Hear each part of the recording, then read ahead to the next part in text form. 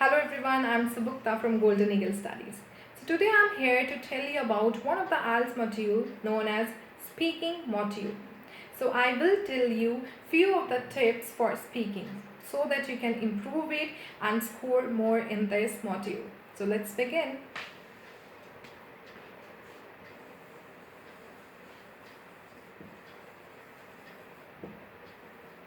So speaking module. So the speaking module, it has three main parts. The first part is about your introduction, or we can say a general question.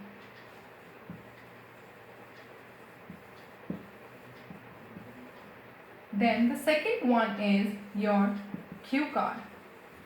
This is the main part of the speaking. This part can take up to 3 minutes. Why? Because when they give you cue card, they will give you 1 minute to think about a particular topic that they have given you. 1 minute to think or write, and 2 minutes to speak. So whatsoever topic they will give you, you have to speak for 2 minutes. And the third one is follow-ups.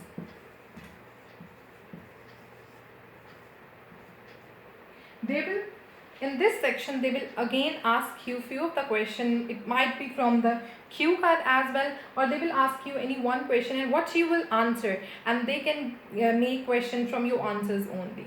Fine. So this is all about. It will take 15 to 20 minutes. The total speaking module will take 15 to 20 minutes. In general question, they will ask you a very general question like what is your name, about your city, what you like about your city, your hobbies, you're working or are you studying. These all are the general question they're gonna ask you in this first part. And then comes a cue card. In a cue card, they will give you one topic, and under that topic there will be a main question and few sub questions, let's say 3 or 4, and you have to explain and cover all those questions accordingly in 2 minutes. Now the last one is follow-up. In follow-up, what they will ask you are new questions, and it happens many times that when you start answering your question, they keep making question from your answers only, what you are answering. Fine. So this is all about speaking. Now I will start the tips, that what are the tips that can improve your speaking. So now here is the first tip. The first tip is that never talk with your surroundings. I always advise to my student, whenever you go for your final speaking, please do not talk with your surrounding. Why? Because at that time your talk is not at all constructive.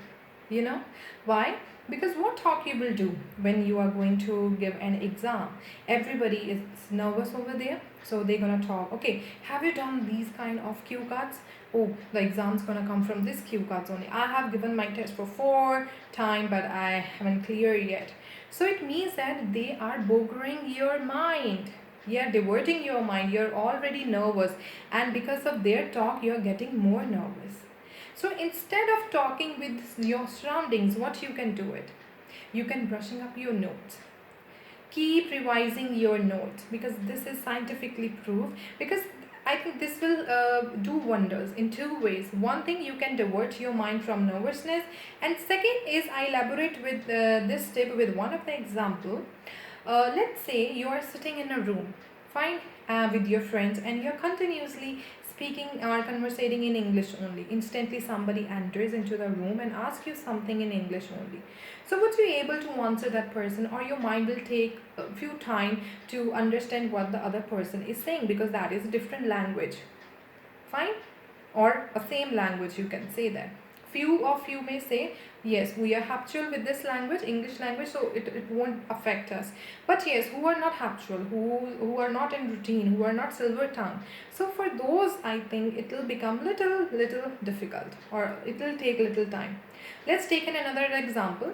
The situation is exactly the same. You are sitting with your friends and you're talking in your mother tongue only, and again somebody enters into the room and asks you something in English.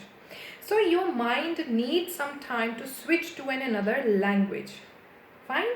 So it means that you need to ask again, okay, what you just said. If you are not regular in English, if you are not habitual with this language, of course your brain needs similar. It will happen when you go with your exam. If you're talking with your surrounding, it's gonna be in your mother tongue, the language will be in your mother tongue only. So it means that you're getting into that room only. That is your comfort. Instantly when your name is announced, and then you get nervous. Why? Because you are talking in your own language and the talk is not at all related to any of the topic. So I always advise that please keep reading your notes only, so that you are in the same room of English. And definitely I bet you 100% that when you go inside the room, you definitely use one of the things that you just read outside, or that you have just read a few minutes before your exam. So this is the first tip. Please do follow. The second tip is that word picture. Again, funny and as well as an interesting tip for speaking. Sometimes it happens even in any language, we fumbled with words that we know and we start doing like this. Okay, please give me that, who looks like it's in round shape. I just kept there. What we say is, so it means that the word is not striking in our mind, but the picture is very clear in my mind, right? So now sometimes it happens in speaking as well, but at that time we are giving an exam, so many things are running in our mind, so we get bored, we get nervous, we just get paused. Why? Because the word is not getting in our mind, so we thought, okay, our marks is just gone now. So what we can do it, like you can explain, you start explaining the picture. To cite an example, I'd say, if I want to say like this, I saw one patient who was lying on a stretcher. Let's assume I forget the word stretcher. I have two ways to face this situation. The first one is that I saw one patient who was lying on sorry, forgot. Second way, explaining the word picture. I saw one patient who was lying on a single bed, and below that bed there were 4 wheels so that we can move the patient from here to there. So the examiner may ask, okay, you mean stretcher? Oh yeah, it just got off my mind, sir. So this is a clever trick that you can use. The third tip, to what extent you need to be honest. Interesting one, must follow. In speaking, it is not necessary that all the time you have to be honest. And it is not necessary that all the time you have not to be honest. Where to be honest and where not, I'll explain. Suppose if they will ask you, are you into books? So to boosting yourself, you just answered, yes, I love to read books. Next question, what sort of books you love to read? Yeah, I like fiction books. Okay, can you just tell me any recent book you read and the author or the writer? Pause over there. So here you need to be honest, because there is nothing wrong if you don't have a habit of reading books. That's really okay. But yes, in formal interviews or informal conversation, you cannot directly say, I don't like reading books, because that is a good habit actually. So you can't deny this, that I don't like it. So that is a negative part. So you can start your answer in a positive way. Yes, reading is a good habit though, but I do have other leisure activities. Interest. So whenever I get free time, I love to listen music. I love to cook. I love to paint. Fine. So the examiner knows now that you don't read books. You don't have any interest in reading. So the next question is according to your interest only. Now, where you don't need to be honest. If somebody asks you, explain about one of the person that whom you admire the most, but that person shouldn't be from your family or from your workplace. Now, sometimes, our mind or students start actually thinking, whom we inspire, who is not actually from our family and workplace, I never think about it. So here, you don't need to tell them about whom you are speaking.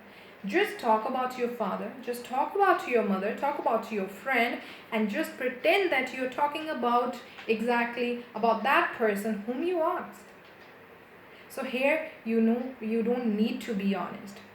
So these are just the 3 tips of my speaking. In my next video, I will explain the next tips of speaking. And please do not skip that how to explain a cue card, which is very required and prominent for scoring good in speaking module. So do not miss my rest of the tips about speaking module.